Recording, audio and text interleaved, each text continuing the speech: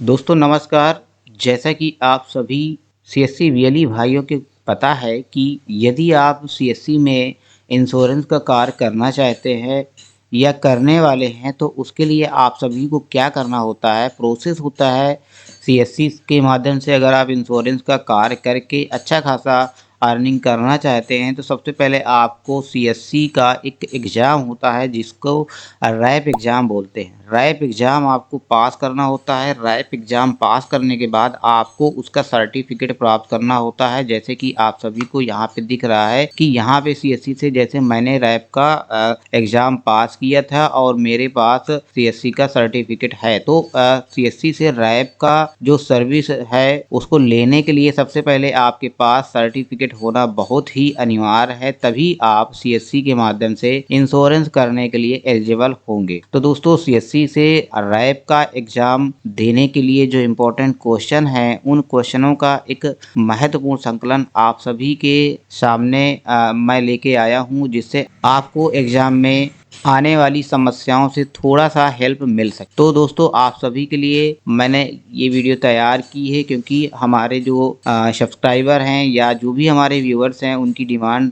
आती रहती है कि सर हमें रैप का एग्ज़ाम के लिए क्वेश्चन बनाइए। तो मैं उन्हीं के हेल्प के लिए ही मैंने ये वीडियो तैयार की है, क्योंकि मेरे चैनल का मेन उद्देश्य यही है कि आप सभी सीएससी वीएलई भाई या फिर जो भी सीएससी से जुड़े नहीं हैं, जो भी अलग अलग सर्विस यूज कर रहे हैं, अलग अलग जानकारी पाना चाहते हैं, तो उनके लिए मैं ये सब चीज़ें प्रोवाइड करता रहता हूँ जिससे उन सभी को मदद मिलती रहे। तो दोस्तों सीएससी में रैप का एग्ज़ाम देने के लिए जो कुछ महत्वपूर्ण क्वेश्चन हैं उन क्वेश्चनों का संकलन आप सभी के सामने दिखाई देने वाला है, शुरू होने वाला है। तो दोस्तों आप सभी से एक रिक्वेस्ट है कि अगर आप हमारे चैनल में नए हों तो चैनल को सब्सक्राइब कर दीजिएगा। वीडियो देखने के बाद अगर आपको वीडियो पसंद आए तो वीडियो को लाइक कर दीजिएगा। और यदि आप सभी के कोई भी फ्रेंड्स मित्र जो भी तैयारी कर रहे हों, सीएससी की से संबंधित कोई जानकारी लेना चाहता है या आईआईबीएफ का एग्ज़ाम देने चाहता है, तो हमारे चैनल पर आईआईबीएफ के भी महत्वपूर्ण क्वेश्चंस अवेलेबल हैं, जिनकी वजह से हमारे बहुत सारे वीएलई भाई या जो भी बैंक बीसी बनना चाहते हैं वो एग्ज़ाम देने जाते हैं और पास हो जाते हैं। तो अगर कोई भी आप सभी के करीबी कोई भी मित्र हो, कोई भी सहयोगी हो, उनको भी ज़रूरत हो तो आप हमारे चैनल के लिंक उनको शेयर कर सकते हैं। तो दोस्तों चलिए हम देरी न करते हुए क्वेश्चंस की ओर चलते हैं और आप सभी को तैयारी करवाते हैं।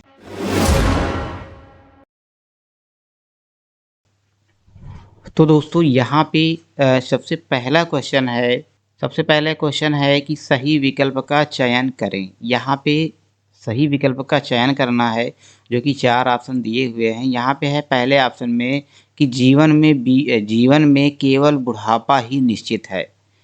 दूसरा है जीवन में बुढ़ापा और मृत्यु निश्चित है। जीवन में दुर्घटना निश्चित है। जीवन में बीमारी निश्चित है।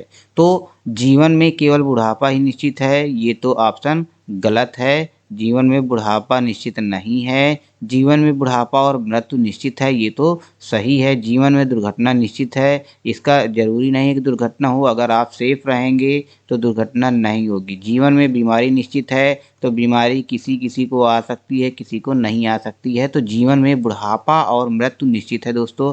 ये आपका ऑप्शन बी नंबर यानी दूसरे नंबर का ऑप्शन सही होगा कि जीवन में बुढ़ापा और मृत्यु निश्चित है। ठीक है। नेक्स्ट क्वेश्चन है कि जीवन बीमा कारोबार का भारत में किस वर्ष राष्ट्रीयकरण किया गया था। तो जीवन का बीमा का जो कारोबार है उसका कारोबार कह रहा है कि भारत में किस वर्ष राष्ट्रीयकरण हुआ था, राष्ट्रीयकरण किस टाइम किया गया था, ये आपसे पूछ रहा है। तो यहाँ पे सही आंसर क्या होगा? ऑप्शन है 1956, 1947, 1972, 1938। तो जीवन बीमा कारोबार का भारत में राष्ट्रीयकरण हुआ था 1956 में। ऑप्शन ए नंबर यानी एक नंबर सही है, 1956। नेक्स्ट है सामान्य बीमा कारोबार का भारत में किस वर्ष राष्ट्रीयकरण किया गया था।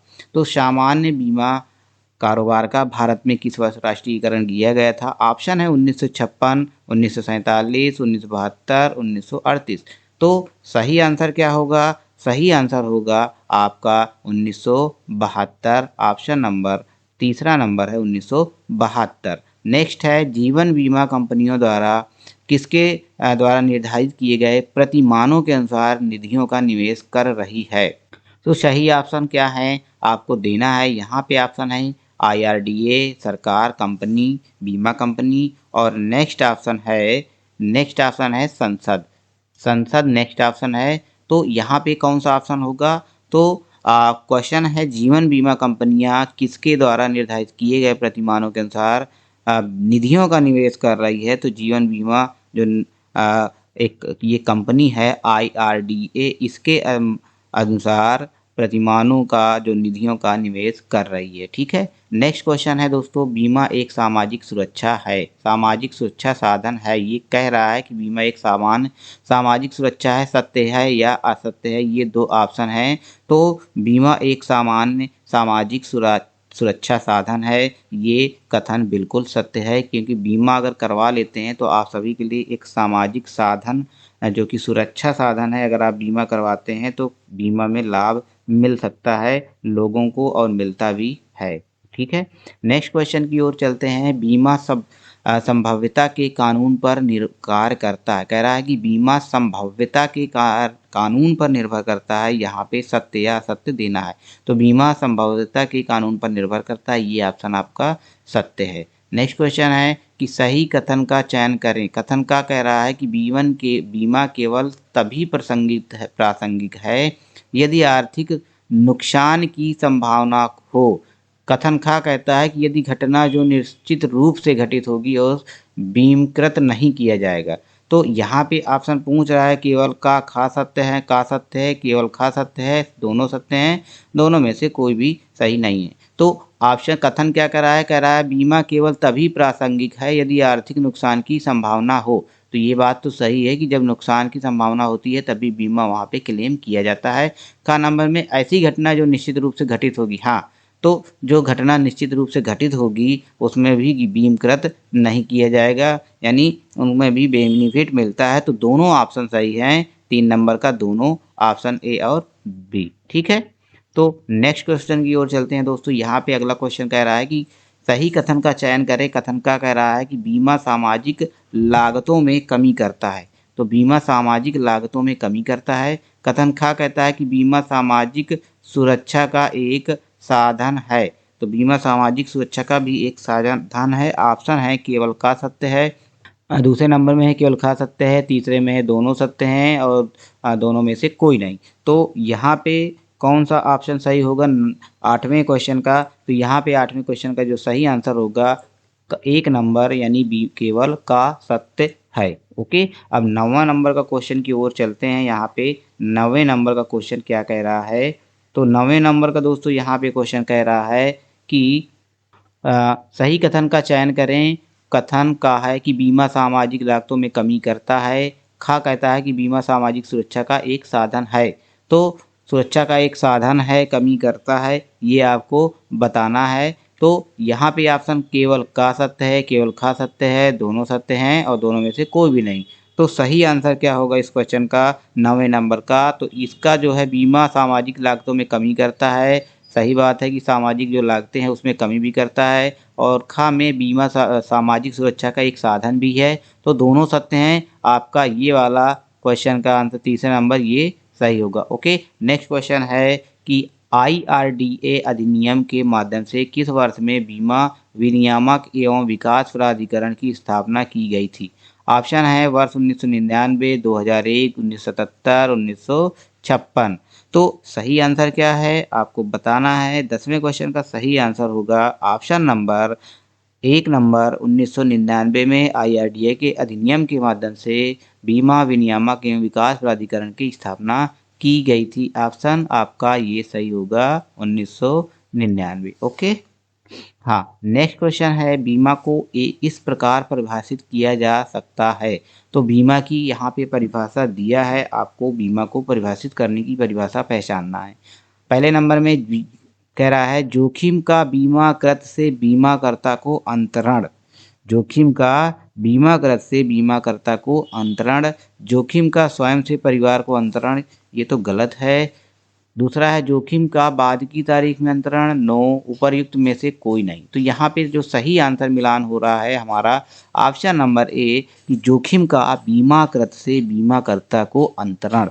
ठीक है, यानी जब आपको आप जोखिम में पड़ जाते हैं या कोई मामला वैसा हो जाता है जो बीमा के अंतर्गत आता है तो उससे आपका बीमाकर्ता को अंतरण हो जाता है, लाभ मिल जाता है। नेक्स्ट क्वेश्चन है दोस्तों, बीमा का मूल दार्शनिक सिद्धांत है।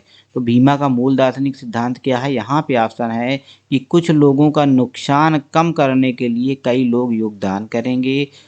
दूसरा है सभी लोगों का कल्याण सुनिश्चित करने के लिए सभी योगदान करेंगे। तीसरा है लोगों के कल्याण की देखभाल के लिए कोई भी योगदान नहीं करेगा, उपर्युक्त में से कोई नहीं।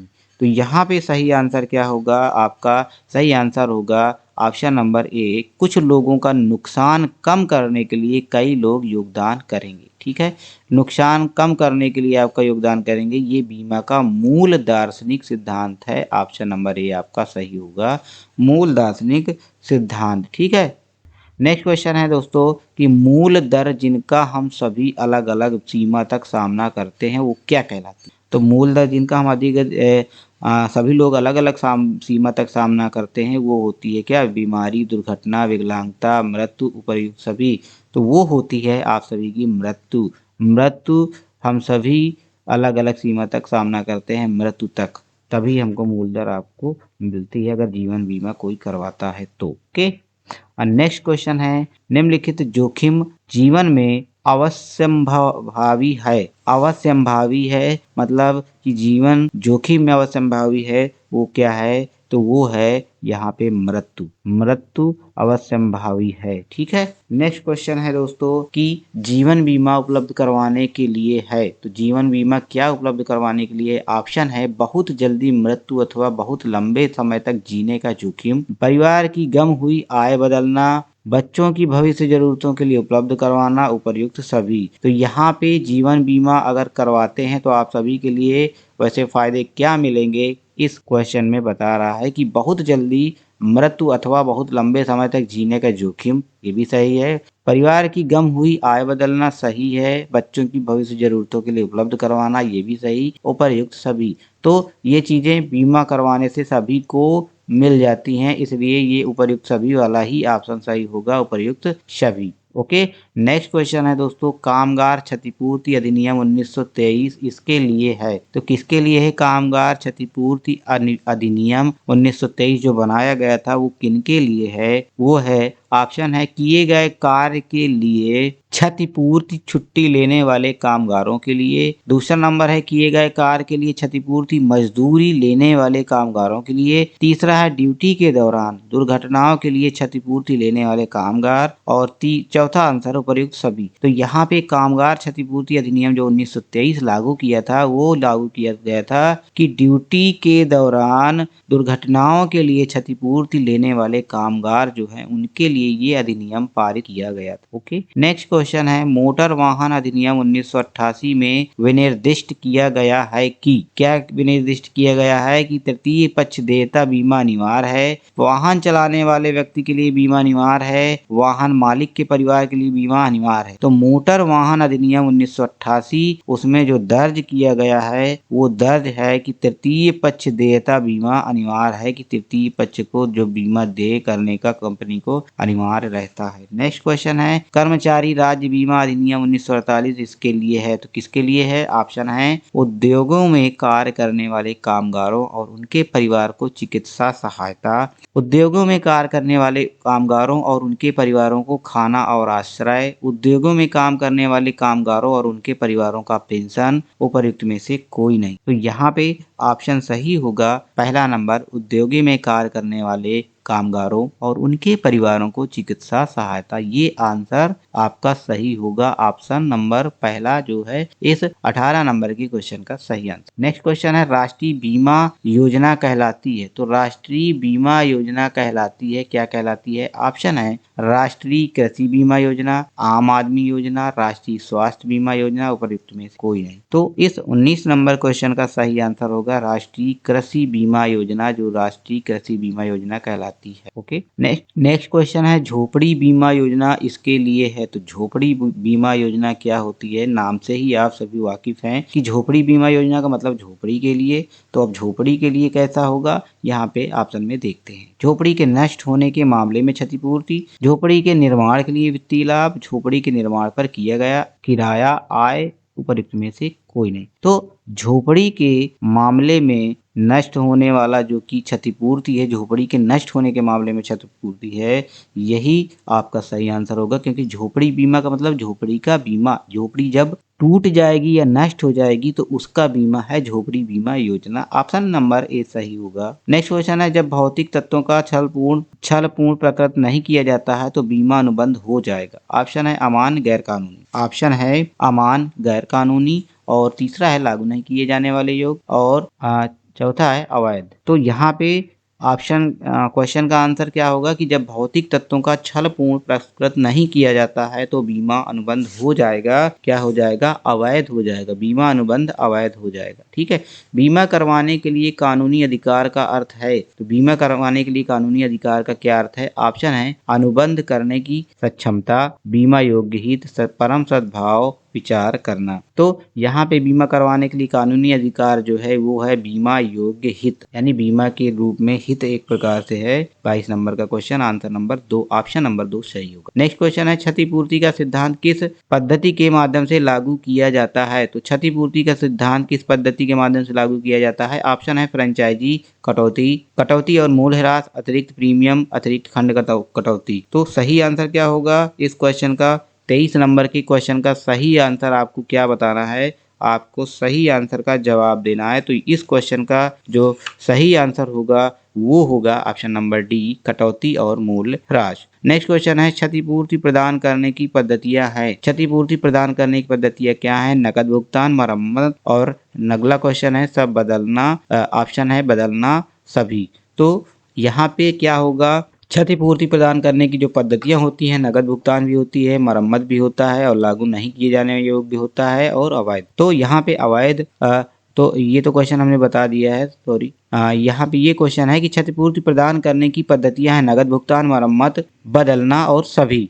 तो यहाँ पे क्षतिपूर्ति का भुगतान कई तरह से हो सकता है, रिपेयर भी की जाता है, उसमें भुगतान भी होता है, बदला भी जाता है, और सभी, यानी ये सभी आंसर सही होंगे, इसलिए ये सभी सही है। नेक्स्ट क्वेश्चन है नीचे दिए गए दो कथनों का अध्ययन करें। कथन का कह रहा है कि प्रस्तावक को ऐसे तथ्य प्रकट करने की जरूरत नहीं होती है जिन्हें वह भौतिक नहीं मानता है। कथन खा कह रहा है कि तथ्य जो सामान्य ज्ञान होते हैं जिससे बीमाकर्ता से यह जानने की उम्मीद की जाती है कि प्रकट किए जाने की जरूरत नहीं है। बिल्कुल सही। तो यहाँ पे जब बीमा किया जाता है उसके बाद जब भी कोई घटना घटती है तो उसमें साफ तौर से पता चल जाता है कि यहाँ पे हमें कुछ पूछने की जरूरत नहीं है, वहाँ पे तुरंत काम हो जाता है। तो ऑप्शन क्या है, खा नंबर सत्य है यहाँ पे कि तथ्य जो सामान्य ज्ञान होते हैं जिससे बीमाकर्ता से यह जानने की उम्मीद की जाती है कि प्रकट किए जाने की जरूरत नहीं है। ठीक है, नेक्स्ट क्वेश्चन की ओर चलते हैं। कानून के निम्नलिखित सिद्धांतों में से कौन सा सिद्धांत किसी बीमाकृत को उसके नुकसान से लाभ नहीं बनाने से रोकता है। ऑप्शन है बीमा योग्य हित, खरीदने वाला खुद देख ले, परम सद्भावना, क्षतिपूर्ति। तो इस क्वेश्चन का सही आंसर होगा क्षतिपूर्ति। क्षतिपूर्ति सही आंसर होगा इस क्वेश्चन का। नेक्स्ट क्वेश्चन है निम्नलिखित दो कथन पढ़ें। कथन क्या कह रहा है कि बीमा होने की जानकारी अवश्य दी जानी चाहिए। कथन खा कानून के तथ्यों को प्रकट करने की जरूरत नहीं होती। तो कानून के तथ्यों को प्रकट करने की बिल्कुल जरूरत होती है। ये खा नंबर का ऑप्शन गलत है, इसलिए यहाँ पे का ही नंबर सही होगा, केवल का सत्य है। कुछ क्वेश्चन दोस्तों आप सभी को समझने होंगे कि यहाँ पे कह क्या रहा है क्या नहीं कह रहा है, ये चीज समझना होगा। तो यहाँ पे नेक्स्ट क्वेश्चन की ओर चलते हैं। ऑप्शन इसके पहले क्वेश्चन के दो ऑप्शन और हैं लेकिन दोनों सत्य हैं, दोनों में से कोई नहीं, ये गलत है। तो ऑप्शन 28 नंबर का क्वेश्चन है बीमा योग्य हित सृजित किया जा रहा है, किसके द्वारा किया जा रहा है, सामान्य कानून द्वारा, संविधि द्वारा, अनुबंध द्वारा, उपर्युक्त सभी। तो बीमा योग्य हित जो सृजित किया जा रहा है कानून द्वारा भी किया जाता है, संविधि द्वारा और अनुबंध द्वारा, उपर्युक्त सभी के द्वारा किया जा रहा है बीमा योग्य हित का सृजन। नेक्स्ट क्वेश्चन है दोस्तों परम सद्भावना का सिद्धांत अर्थात का मतलब है प्रस्ताव दिए जाने के समय सही और पूर्ण रूप से सभी तथ्य प्रकट करना, भले अनुरोध किया गया हो अथवा नहीं।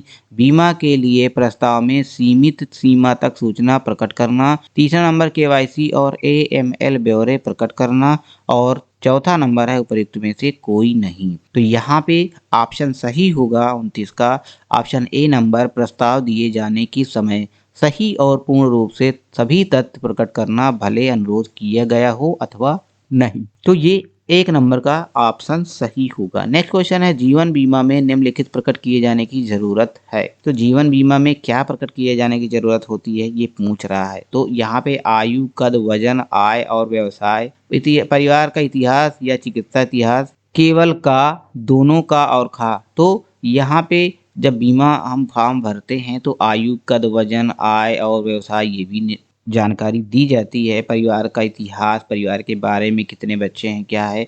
चिकित्सा का इतिहास ये भी देना है कि कोई बीमार तो नहीं, क्योंकि बीमार होने पर बीमा का लाभ नहीं मिलेगा, बीमारी बाद में आने पर ही लाभ मिलता है बीमा का। तो यहाँ पे ऑप्शन 4 नंबर दोनों का और खा सही है। नेक्स्ट क्वेश्चन की ओर चलते हैं। कह रहा है कि केवल बीमा में निम्नलिखित प्रकट किए जाने की जरूरत है। यहाँ पे क्वेश्चन थोड़ा सा मिस मैच है। तो ऑप्शन है निर्माण की प्रकृति, छत का प्रकार, यथांश कंक्रीट, आवासीय भवन या गोदाम, कार्यालय, उपर्युक्त सभी। तो यहाँ पे सभी सही आंसर क्या होगा, उपर्युक्त सभी। नेक्स्ट क्वेश्चन है, परम सद्भावना तब भंग होती है जब।